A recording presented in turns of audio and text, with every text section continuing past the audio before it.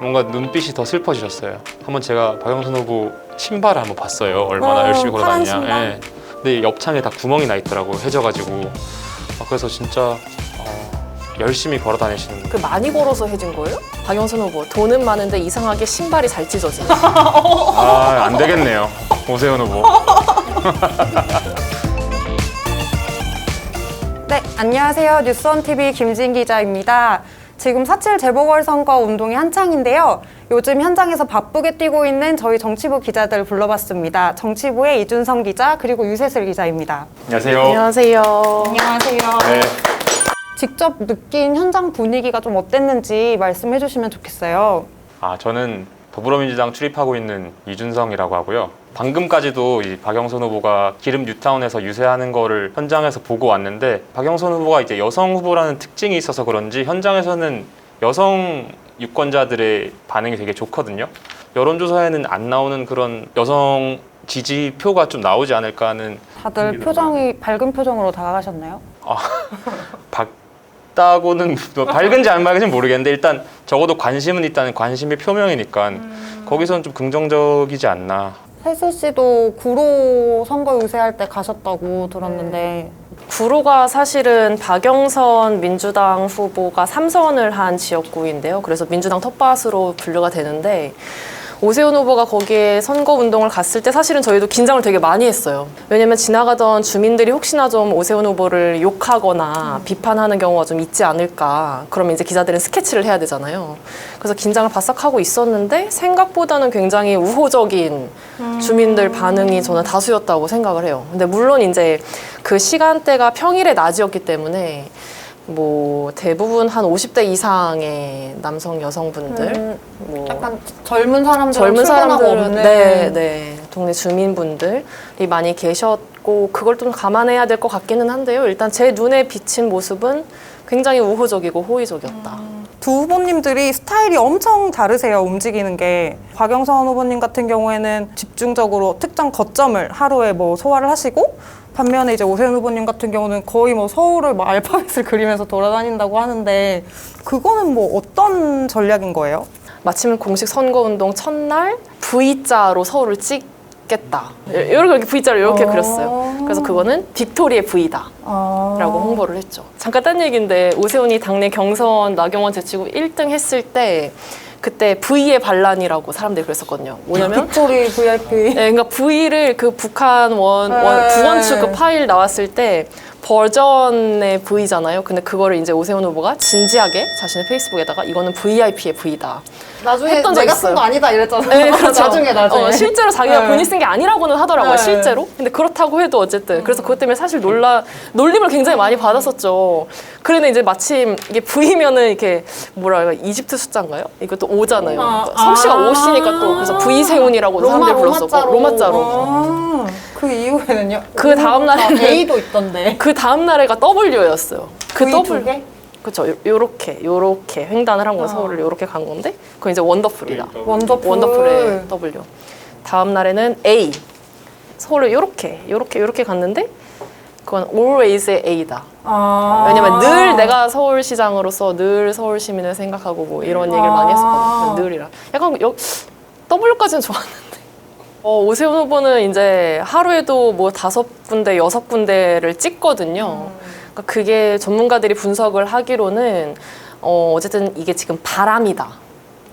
이 정권 심판을 염원하는 바람이기 때문에 장시간을 머무르기보다는 바람을 이렇게 그리면서 가야 된다. 서울을, 그쵸. 기자들은 피곤하겠는데요? 따라다니려면? 그 현장에 있으면 이동을 한 1시간 하고, 그리고 또 한 30분 정도 또 찍고. 기자들에는 배려가 아예 없네요. 안 되겠네요, 오세훈 후보. 그러면 한 곳에 계속 있으면 편한가요? 그렇지만은 또 않아요. 근데 이 박영선 후보는 뭐 오세훈 후보와는 다르게 좀 그 지역에 중점적으로 있어서 그 지역을 좀 구석구석 다니는 편이거든요. 지금 서울시 지역구 의원들을 보면은 민주당이 압도적으로 많거든요, 국민의힘에 비해서. 그래서 그런 그 지역구 의원들이 자기 지역구에서 좀 어느 정도 송부운동을 해주고 있고, 뭐 이낙연 위원장이나 김태년 위원장이 따로 유세를 다니고 있기 때문에 좀 그런 점에서 박영선 후보가 좀 자유롭지 않나. 그러면 이제 유세 지원해주시는 분들로 넘어가서 오히려 야당 같은 경우에는 안철수 국민의당 대표님이 혼자 거의 뛰는 것처럼 나오더라고요. 많이 좀 혼자 많이 다니세요. 그래서 기자들 사이에서는 뭐 혼자서도 잘하신다. 그런 말 있을 정도로 오늘 같은 경우도 오세훈 후보는 오늘 유세 일정이 없거든요. 이따가 저녁에는 토론회를 준비하느라고 유세 일정이 아예 없는데 안철수 대표는 혼자서 이제 여의도에서 12시 40분에 점심 식사하고 돌아가는 직장인들을 겨냥한 유세를 혼자 하셨죠.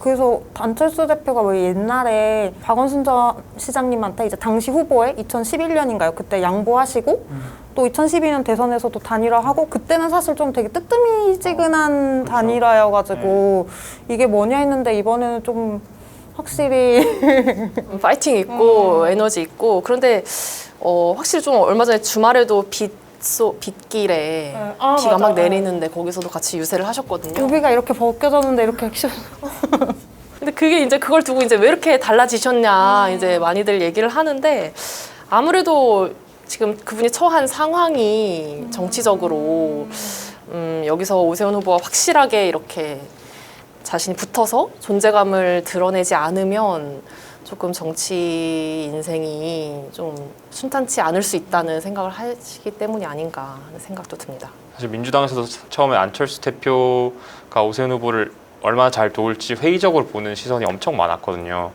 왜냐하면 민주당은 이제 안철수 후보가 같은 편일 때 내밀하게 그 사람을 봤으니까 말씀하셨던 그 문재인 당시 후보랑 그 단일화 과정에서도 그때 그 대선 3일 전인가 그때 광화문 광장에서 같이 공동으로 유세를 했었는데 말씀하셨던 것처럼 안 대표가 되게 뜨뜨미지근하게 말했어요.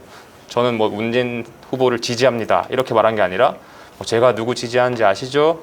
제가 어느 후보 지지하는지 아십니까? 뭐 이런 식으로 되게 뭐 자기 지지하지 않는데 하는 것처럼 말을 하셨거든요. 떠밀린 것처럼. 네. 그래서 그거에 대한 그 안 좋은 기억이 남아있는 민주당 사람들은 이번에도 별로 뭐 아름다운 단일화가 안 될 거다라고 좀 회의적인 시선으로 보는 관측이 많았는데 이번에 좀 하시는 거 지켜보니까 좀 달라지신 것 같더라고요. 전 다 의총장에서 그 안 후보 등장하는 거 보고 맞아요. 이제 확실히 다른 길을 가시는구나. 그날 빨간 넥타이를 착용하고 오셔가지고 두 분이 이제 오세훈 후보랑 같이 의총장에 들어갔거든요. 왜냐면 오세훈 후보도 원내 인사는 아니기 때문에 보통 원래 그러네요.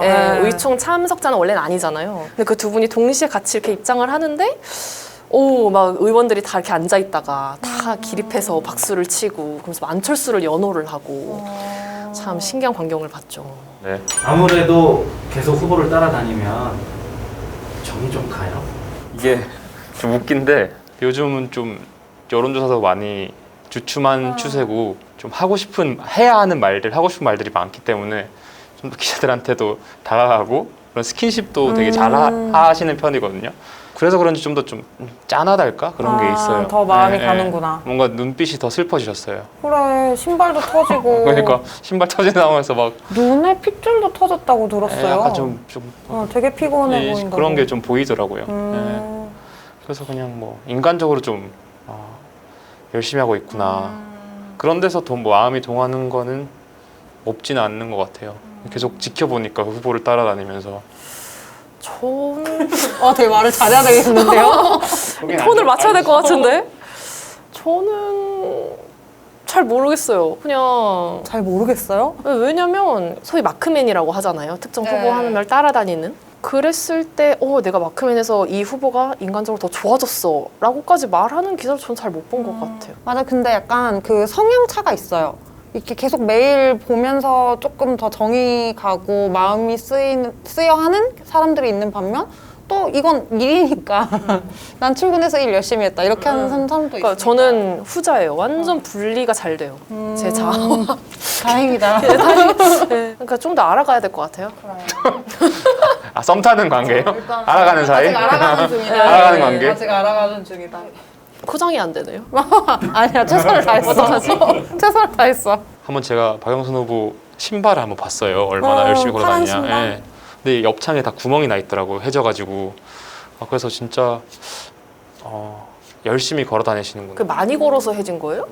오늘 내구성이 떨어졌던 건지. 오래된 신발이긴 하죠. 그게 그거에 대해서 오늘 김웅 국민의힘 의원이 페이스북을 하나 썼는데 박영선 후보 돈은 많은데 이상하게 신발이 잘 찢어진. 어머니가 굉장히 근검절약의 정신을 강조하시는 분이었다고 합니다.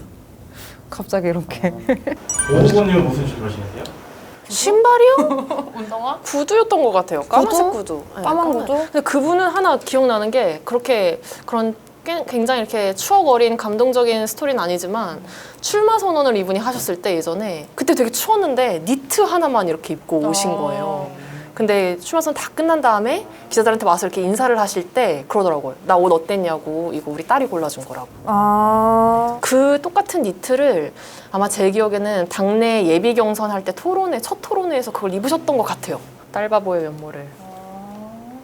또 네거티브를 넘어서 이제 거의 막말전으로 가고 있죠, 이번 선거가. 오세훈 후보님 같은 경우 내곡동 이게 의혹이 제기된 상태고, 박영선 후보님 같은 경우 이제 일본에 있는 집. 윤호중 법사위원장은 4월 7일에 쓰레기 분리수거를 잘하자라고 말을 하셨고요. 그리고 오세훈 후보는 문재인 대통령은 중증 치매 환자도 아니고 점점점. 근데 오늘 아침에 김태년 이제 직무대행도 그렇고 이낙연 상임선대위원장도 좀 표현을 절제해서 하자, 뭐 막말을 자제하자 이런 말씀을 하셨거든요. 그래서 좀 이런 좀 막말전으로 치닫고 있는 이 분위기에 대한 문제의식은 확실히 있는 것 같아요. 왜 작년 총선에 막판에 토론회에서 진짜 엄청난 막말 하나 나온 거 있었잖아요. 되게 차명? 그래서 막 그때 막 엄청 욕먹고 거의 트라우마죠, 야당은. 그래서 김종인 위원장이 사실은 오세훈 후보의 최근에 뭐 문재인 대통령을 향한 중증 치매 환자 뭐 이런 얘기를 했을 때 그러자마자 김종인 위원장이 이제 제어를 했죠. 말 한마디로 표가 얼마나 떨어질 수 있는지 그걸 조금 유념을 해야 된다. 오히려 지금 너무 올라가 있는데 여기서 삐끗하면 확실히 좀 쫓아가는 입장에 있는 쪽에서 그런 센 발언들이 많이 나오는 것 같아요. 그런 경향이 있는 것 같아요. 지난 총선 때는 야당이 그랬고 지금 재보선 때는 여당이 좀 더 쫓아가는 입장이니까 윤호중 법사위원장은 좋은 뜻이 아니었을까요? 분리수거는 다 잘해야 하는 거니까 탄소 배출도 줄이고 그런 뜻이 아니었을까. 여론조사도 근데 이게 너무 사실 기울어져 있어가지고 이 결과들이 실제로 뭐 당에 계신 의원님들이나 당직자분들이나 만나시면 좀 반응이 어떠세요? 보통 이제 의원님들 같은 경우에는 지지율 얘기하면 우리는 일희일비하지 않아 라고 되게 거의 로봇처럼 말씀하시잖아요. 딱 물어보면 일희일비하지 않아. 공식적인 발언이죠. 그쵸. 그게. 근데 뭐 지고 있을 때 하는 말. 실제로는 어떤지 좀 걱정을 많이 하죠. 그래도 민주당 의원들은 심상치 않다는 거를 본인들로 느끼고 있고, 그래서인지 좀 최근에는 지도부 발언도 그렇고 좀 더 숙이고 들어가는 그런 게 좀 느껴지더라고요. 저희가 죄송하다, 저희가 더 잘하겠다. 저는 그거 보고 놀랐어요. 고민정 의원이 페이스북에 파란색이 싫다고 빨간색을 찍으면 안 된다. 뭐 이런 취지였죠. 예. 아 진짜 이게 파란색을 싫어한다는 거는 자기네들이 인정을 하고 그거를 공개적으로 이렇게 쓸 정도가 됐구나 싶더라고요. 그러니까 그렇게 할 수밖에 없는 정도의 판세가 됐나 하는 생각도 들더라고요. 그거 보고. 그렇게 높게 평가하시는 줄 그리고 몰랐어요. 저 이런 반응은 또 처음이에요. 그 선거 유세 과정에서도 문재인 대통령의 이름이 잘 안 들리는 것 같아요. 작년 총선에는 그냥 선거 사무소만 가면 다 문재인 대통령 사진으로 도배돼 있었던 기억이 있는데, 그럼 무슨 얘기를 해요? 박영선 의원 공약 얘기 많이 하시고 오세훈 후보 공격을 많이 하시죠. 주로 내곡동일. 예, 내곡동. 약간 도덕적으로 거짓말을 한 후보라는 프레임으로 이제 오세훈 후보를 계속 공세를 가하는 것 같고, 사실 지금으로서 민주당한테 남은 가장 날카로운 칼이 아닐까요? 사실은 맨 처음에 박영선 후보 측에서 내곡동 투기 의혹을 제기를 처음 했을 때는 이게 이렇게까지 커질 줄은 몰랐어요, 사실은. 맞아요. 저 처음 나왔을 때는 11년 전에 나왔던 거라 똑같은 내용이고 뭐 해명했던 거고 오세훈 후보 측에서도 크게 대수롭지 않게 받아들여가지고 이렇게까지 커질 줄은 몰랐는데 지금 확실히 선거 전국을 전 좀 집어삼켰다고 생각을 하거든요. 내곡동 투기 의혹이. 그런 점에서 박영선 후보 캠프 측은 전략적으로 성공했다고 생각을 하고 지금 상황으로는. 그러니까 오세훈 후보 측도 이제 가만히 있을 수는 없는데 오세훈 후보는 이거에 대해서 네거티브성 강한 비판 발언은 좀 자제를 하고 대신 당 차원에서 캠프 차원에서 조금 더 기술적으로 접근을 해야 된다는 생각을 하고 있는 것 같습니다. 민주당은 여론조사 얘기하면 항상 그 뭐 과거에 한명숙 전 총리랑 뭐 오세훈 시장이랑 2010년에 맞붙었을 때 사실 뭐 20% 가까이 격차가 났었는데 실제 까보니까 뭐 0.6%밖에 차이 안 났다라는 식으로 좀 여론조사가 100% 맞는 건 아니다. 좀 충분히 뒤질 수 있다 이런 식으로 말을 계속 하고 있는데 여론조사 관계자들은 그건 좀 과거의 얘기고 지금은 훨씬 더 여론조사 결과 자체의 정확성이 높아졌다. 근데 그 똑같은 얘기를 오세훈 후보도 많이 해요. 과거에 이렇게 한명숙 전 총리와 여론조사에서 10%포인트 이상 벌어졌었는데 실제 까보니 0.6%포인트밖에 차이가 안 났다. 그러니까 여러분이 많이 와주셔야 된다. 나는 지금 여론조사에서 박영선 후보를 크게는 19%포인트까지도 앞서고 있는 걸로 나오는데 여러분 그거 믿지 마시라. 나도 안 믿는다. 그러니까 여러분이 투표장에 오셔야 된다. 그런데 여러분만 오셔선 내가 이길 수 없다. 여러분이 지인분을 같이 데리고 오셔야 된다. 지인 가족 다 데리고 와요. 다 데리고 와야 된다. 한 사람당 여러분 한 명이 10명을 데리고 오시고 그 각각의 10분이 또 10명씩을 데려오면 100명이 되는 거 아니냐. 그게 일당백이다. 그렇게 해주셔야 제가 당선이 된다. 진짜 다단계. 자, 지금까지 선거운동 현장을 직접 발로 뛰는 저희 정치부 기자들 만나봤는데요. 즐거우셨다면 구독! 좋아요. 부탁드립니다. 와.